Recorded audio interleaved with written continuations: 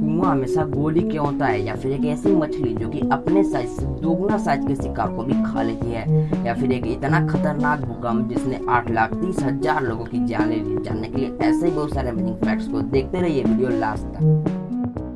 Diesel cars के बारे में तो आप जरूर से ही जानते होंगे, और ये भी हो सकता है कि अगर आपके पास कोई कार हो तो वो डीजल कार हो, या फिर अगर आपके आसपास कोई कार हो तो वो भी डीजल कार ही हो। लेकिन क्या आपने कभी ये सोचा है कि आखिर डीजल इंजन का आविष्कार किसने किया था? तो डीजल इंजन का आविष्कार रुडोल्फ डीजल ने किया था। और ये जो रुडोल्फ डीजल है, इन्होंने केवल ये सोचकर आत्महत्या कर लिया कि ये जो डीजल इंजन है ये बिल्कुल ही सक्सेस नहीं होगा और ये एकदम ही बेकार आविष्कार है। लेकिन दोस्तों, ये कितना बेकार था या फिर कितना सही था, ये आज हम लोग जानते ही है। भले ही आज इलेक्ट्रिक कार से इन्हें रिप्लेस किया जा रहा है, लेकिन जब इस दुनिया में इलेक्ट्रिक कार जैसा कुछ भी नहीं था तो डीजल इंजन ही था जिसके मदद से कार्स को बनाया जाता था और लोग एक जगह से दूसरे जगह तक आसानी से जा पाते थे। यानी कि कुएं के बारे में तो आप जरूर से जानते होंगे, और अगर आप गांव में रहते हैं तो आपने कुएं को देखा ही होगा।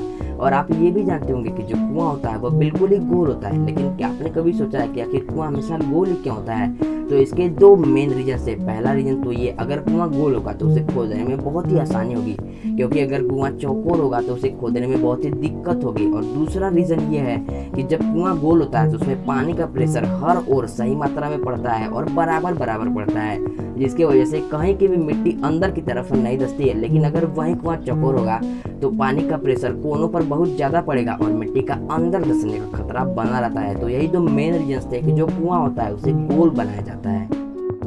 आप बहुत सारे अजीब और अलग अलग तरह की मछलियों के बारे में जानते होंगे जो कि दिखने में बहुत ही अजीब होती हैं और वो अजीब अजीब तरीके के काम भी करती है। जैसे कि एक मछली होती है और उसका नाम है इलेक्ट्रिक ईल, और ये करंट के झटके देती है। लेकिन एक मछली होती है और इसका नाम है ब्लैक साल्वर, और ये जो मछली है ये अपने आकार से डबल आकार के मछलियों को भी खा जाती है।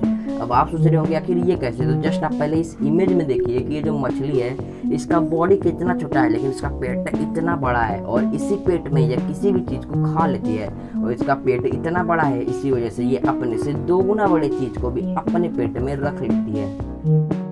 अगर आपसे कोई भी ये पूछेगा कि आप कितने घंटे सोते हैं, और अगर आप एक स्टूडेंट हैं तो आपका जवाब 7 से 8 घंटे होगा। लेकिन अगर आप एक यंग है तो आपका जवाब 5 से 6 घंटे होगा। लेकिन आपको ये जानकर बिल्कुल ही हैरानी होगी कि जो जिराफ होता है वह केवल 2 घंटे ही सोता है। इसका मतलब ये है कि 24 घंटे में से जिराफ केवल 2 घंटे ही सोता है और बाकी का बचा 22 घंटा वह जागता ही रहता है।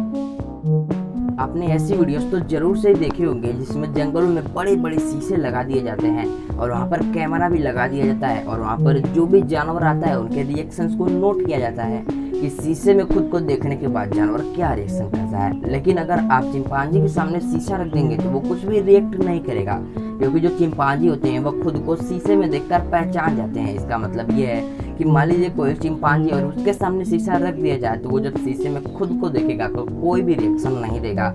लेकिन इसका मतलब ये नहीं कि बंदर भी ऐसा ही करता है। जो बंदर होते हैं उनमें ये क्षमता नहीं होती है, ये क्षमता केवल चिंपांजियों में ही पाई जाती है। अंटार्कटिका के बारे में तो आप जानते होंगे, जहाँ पर बर्फ ही बर्फ पाई जाती है। लेकिन क्या आपने कभी ये सोचा है कि वहाँ पर सबसे हाईएस्ट नोट किया गया तापमान क्या है? तो अंटार्कटिका में सबसे हाईएस्ट तापमान 18.3 डिग्री सेल्सियस था। दोस्तों, ये जो 18.3 डिग्री सेल्सियस है ये सुनने में आपको बहुत ही कम लग रहा होगा, क्योंकि आप एक ऐसे जगह में रहते हैं जहाँ पर तापमान बहुत ही ज़्यादा होता है। लेकिन अगर कोई अंटार्कटिका में रहता है तो उसके लिए तापमान बहुत ही ज़्यादा होगा, क्योंकि अंटार्कटिका में ज़्यादातर तापमान 0 के नीचे ही होता है। भूकंप यानी कि अर्थक्वेक के बारे में तो आप जानते ही होंगे, और आप ये भी जानते होंगे कि जब कभी भी भूकंप आता है और अगर वो खतरनाक है तो बहुत ही भारी तबाही होती है। और ऐसी ही तबाही आई थी 23 जनवरी 1556 को चीन के शांसी प्रांत में। वहाँ पर एक भूकंप आया था जिससे लगभग 8,30,000 लोगों की मौत हो गई थी, और इसी वजह से वहाँ की 840 किलोमीटर की जमीन भी पूरी तरह से तबाह हो गई थी। इसका मतलब ये कि 8,30,000 लोग भी मारे गए और 840 किलोमीटर के अंदर में जितने भी घर थे वो पूरी तरह से तबाह हो चुके थे।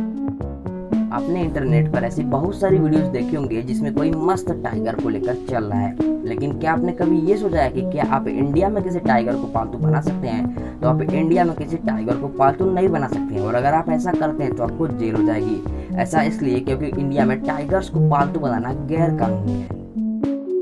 जब आपको सर्दी होती है तो आपको छींक तो जरूर से ही आती होगी, और जब आपको छींक आती है तो आपने एक चीज़ तो जरूर से ही नोटिस की होगी कि जब आप छींकते हैं तो आपके मुंह से एक तेज हवा निकलती है।